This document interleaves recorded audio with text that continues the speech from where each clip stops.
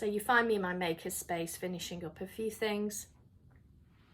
I've been working on these little crescent moon designs for, I started them for Christmas, and then a lot of people commented on how much they liked them, so I've made a few more. The thing that's great about these is they don't use that many different types of stitch. This has got long straight stitch, seed stitch, this is brick stitch kind of, and French knots, or colonial knots actually, not French knots, sometimes called figure 8 knots. Bit of chain stitch there, but for the most part it was just kind of 3 stitches. The thing that creates variation in this is the colours, obviously, but also the type of yarn that I'm using.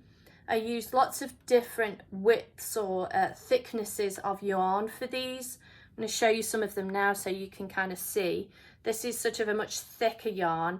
They all have different names when you buy them, and some are called chunky, some are called super chunky. This one is sort of a thinner one. There's worsted, there's fingering, and they all have different widths. They're used mostly, of course, for knitting and crochet, but I like to use them for sewing. One of the things I really like about these projects is, in order to make something that's quite...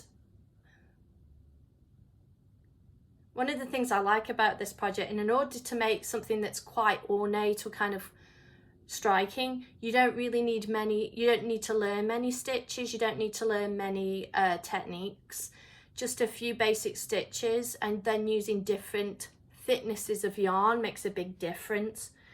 And I like that aspect of it. It's quite rewarding.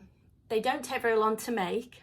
The other thing I like about them is the amount of yarn that you use is so small. This is a piece of yarn that I cut to complete this, and I didn't use hardly any of it.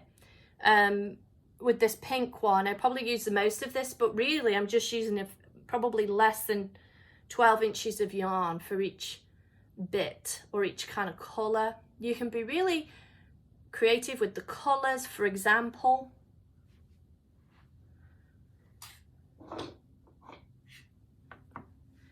Then what you can do is get really creative and be more and more ambitious if you want to be. This one has quite a few different stitches. You've got couched stitch there, or couching.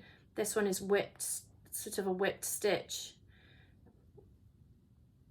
We've got the knots there, and then I've put in sequins too, so that what you end up with is quite a cool little project.